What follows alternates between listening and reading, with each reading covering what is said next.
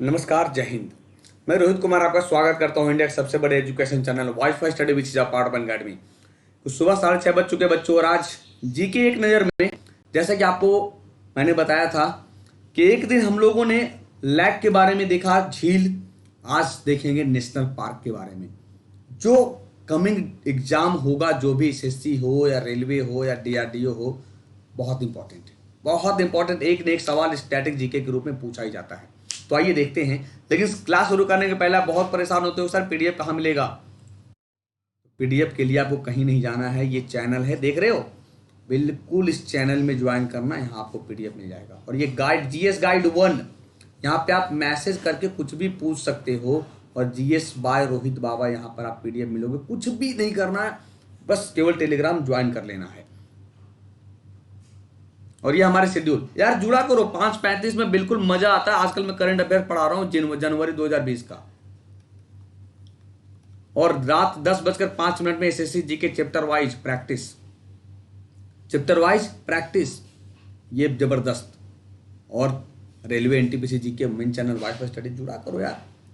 क्या पता कब एग्जाम हो, लेकिन एसएससी पर फोकस करिए। रेलवे तो है ही, एसएससी पर जबरदस्त फोकस करिए, क्योंकि एसएससी की तैयारी करते हैं तो जितने छोटे बड़े एग्जाम होंगे सब कवर कर सकते हो आसानी से, ठीक है। और इसीलिए 10 जुलाई को मेरा बैच शुरू हुआ है, फाउंडेशन बैच। और अभी देखो, दिल्ली कांस्टेबल की वैकेंसी आ गई है। अगर आप यूपीएसआई, यूपी कांस्टेबल की तैयारी करते हैं, दिल्ली पुलिस भर सकते हो। 170 सेंटीमीटर हाइट है, लेकिन ड्राइविंग लाइसेंस होना जरूरी है। और ज्वाइन करो ना फाउंडेशन बैच में। 50 नंबर जीके, इंग्लिश नहीं है, सबसे प्लस पॉइंट, ना हिंदी है। ना समझ में आए तो हमारे टेलीग्राम चैनल पे पूछना जरूर, सर ये दिल्ली जो कांस्टेबल की वैकेंसी आई है, बताइए क्या करना होगा। मैं बिल्कुल गाइड करूंगा बच्चे। तो भारत के राष्ट्रीय उद्यान की बात करें, नेशनल पार्क्स ऑफ इंडिया की बात करें, आइए देखते हैं नेशनल पार्क में क्या क्या होगा। सबसे पहले वाइल्ड लाइफ सेंचुरी क्या है। एक वन्य जीव अभ्यारण्य एक ऐसे क्षेत्र को संदर्भित करता है जो वन्य प्राणियों को सुरक्षा और अनुकूल रहने की स्थिति प्रदान करता है। बच्चे जरा लिंक को कॉपी करके शेयर कर दो यार, थोड़ा सा बताओ। तो वन्य जीव अभ्यारण्य क्या है कि प्राणियों को सुरक्षा और अनुकूल रहने की स्थिति प्रदान करता है। वन्य जीव अभ्यारण्य एक प्राकृतिक आवास है जो सरकारी या निजी एजेंसी के स्वामित्व में होता है, जहां पक्षियों और जानवरों की विशेष प्रजातियों की सुरक्षा प्रदान की जाती है।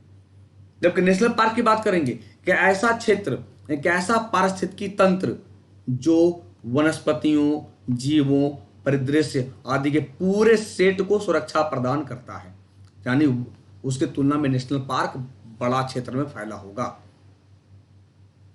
राष्ट्रीय उद्यान संरक्षित क्षेत्र है जो केवल और केवल सरकार द्वारा ही डेवलप किए जा सकते हैं। जबकि वो क्या था, प्राइवेट भी कर सकता है, याद रखना। सरकार द्वारा वन्य जीवों के संरक्षण और उन्हें विकसित करने के लिए स्थापित किए जाते हैं। यानी उसके तुलना में, वाइल्ड लाइफ सेंचुरी की तुलना में नेशनल पार्क का एरिया क्या होगा, बड़ा होगा। यहां कोई भी मानव गतिविधि नहीं होगा। वाइल्ड लाइफ सेंचुरी में आप मानव गतिविधि कर सकते हो, मानव गतिविधियां की जा सकती है। भारत में 103 राष्ट्रीय उद्यान हैं। भारत में पहला राष्ट्रीय उद्यान जिम कॉर्बेट नेशनल पार्क, जिसे हैली नेशनल पार्क के नाम से जानते हैं, कहां, उत्तराखंड में है। कहां पे, उत्तराखंड में है। कितने सवाल निकल रहे हैं, देखते जाना। आइए देखते हैं। भारत में वाइल्ड लाइफ सेंचुरी की बात करें तो 543 वाइल्ड लाइफ सेंचुरी हैं, जो भारत के कुल भौगोलिक क्षेत्रफल का 3.62% को कवर करता है। आइए अब इंपॉर्टेंट, ये अरुणाचल प्रदेश में कौन सा नेशनल पार्क है, नामदफा नेशनल पार्क, जो किस लिए फेमस है, ये फ्लाइंग स्क्वायरल यानी उड़ने वाली गिलहरी के लिए फेमस है। ये क्वेश्चन क्या आएगा, नामदफा राष्ट्रीय उद्यान कहां अरुणाचल प्रदेश में, किस लिए मशहूर है, ये फ्लाइंग स्क्वायरल यानी उड़ने वाली गिलहरी के लिए मशहूर है। असम की बात करेंगे, राष्ट्रीय उद्यान कौन सा, सर काजीरंगा राष्ट्रीय उद्यान, जो एक सिंग वाला गैंडा है। क्यों फेमस है, यूनेस्को का विश्व धरोहर स्थल है, यानी यूनेस्को वर्ल्ड हेरिटेज साइट है, यूनेस्को का वर्ल्ड हेरिटेज साइट है। असम की बात करें तो सर असम नेशनल पार्क कौन सा, डिब्रूगढ़ साइखोवा नेशनल पार्क। वो देखा काजीरंगा, इसके अलावा ये देखो डिब्रू साइखोवा नेशनल पार्क, जो जंगली घोड़ा, गोल्डन लंगूर के लिए मशहूर है। बहुत मजा आएगा बच्चे, बहुत याद करना पड़ेगा। असम की बात करें, मानस नेशनल पार्क, ये भी वर्ल्ड हेरिटेज साइट है यूनेस्को की लिस्ट में। कितने? 38 लिस्ट, 38 है, जो जयपुर 38वां है। जयपुर 38वां है। तो गोल्डन लंगूर, रेड पांडा यूनेस्को विश्व धरोहर स्थल में मानस नेशनल पार्क। गुजरात, गिर फॉरेस्ट नेशनल पार्क, जो एशियाई लायन यानी एशियाटिक लायन, एशियाई शेर के लिए मशहूर है। हिमाचल प्रदेश, पीन वैली नेशनल पार्क। कई बार पूछा होगा अगर आप पेपर देते होंगे रेगुलर, तो पीन वैली नेशनल पार्क किस राज्य है? हिमाचल प्रदेश में है। ग्रेट हिमालयन नेशनल पार्क, यह भी हिमाचल प्रदेश। ध्यान आता है कहां? उत्तराखंड मारते हो, जो गलत है। यह भी यूनेस्को के वर्ल्ड हेरिटेज साइट में उल्लेखित है। जम्मू कश्मीर, दाचिगाम राष्ट्रीय उद्यान, जो किस लिए फेमस है? कश्मीरी हिरन के लिए। कश्मीरी हरिन या कश्मीरी हिरन के लिए मशहूर है। लद्दाख, हिमिस नेशनल पार्क, भारत में सबसे बड़ा राष्ट्रीय उद्यान। हिमिस नेशनल पार्क पहले ये जम्मू कश्मीर में था, लेकिन 31 अक्टूबर 2019 के बाद जो जम्मू कश्मीर 2 यूटी में बदल गया, तो लद्दाख में ये चला गया। झारखंड, बेतला राष्ट्रीय उद्यान, forest outlets, sloth bear, bison. Betla राष्ट्रीय उद्यान कहां? झारखंड में है। कर्नाटक, बांदीपुर राष्ट्रीय उद्यान। केरला, एराविकुलम राष्ट्रीय उद्यान, जो किस लिए? नीलगिरी तहर के लिए। यह सवाल पूछा है कई बार, जो कहां? पश्चिमी घाट में पाया जाता है, केरल में, पश्चिमी घाट में एराविकुलम राष्ट्रीय उद्यान। फिर साइलेंट वैली नेशनल पार्क, जो शेर पूंछ वाले मकाऊ एक बंदर है, मकाऊ है, मकाऊ जो एक प्रकार का बंदर है, उसके लिए फेमस है केरल में साइलेंट वैली नेशनल पार्क। ठीक है बच्चे। केरल, पेरियार राष्ट्रीय उद्यान कहां? केरल में ही है। तो सब सिस्टमैटिक तरीके से अरेंज किया हुआ है, आपको याद रखना आसानी होगा। मध्य प्रदेश, बांधवगढ़ राष्ट्रीय उद्यान, और मध्य प्रदेश को हम टाइगर स्टेट भी कहते हैं,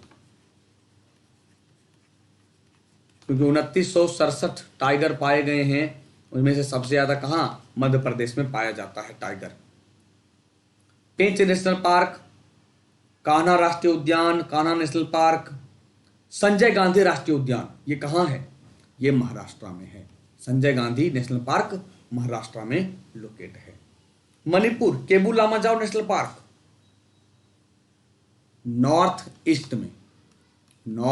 ईस्ट में लोकेट है। और जहां पे संगाई या नृत्य हिरन दुनिया में एकमात्र तैरता हुआ पार्क है, केबू लामाजाओ पार्क। एकमात्र पार्क जिसमें लोकटक झील पे है, और लोकटक झील पूर्वोत्तर भारत का एकमात्र fresh water lake, fresh water ताजे पानी की झील या मीठे पानी की झील है। ठीक है। मेघालय, बालपक्रम राष्ट्रीय उद्यान, बालपक्रम राष्ट्रीय उद्यान कहां? मेघालय में है, जो रेड पांडा, लाल पांडा के लिए मशहूर है।